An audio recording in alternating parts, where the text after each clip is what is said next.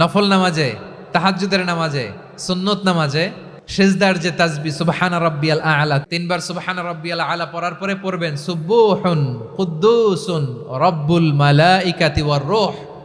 পড়বেন তো ইনশাআল্লাহ।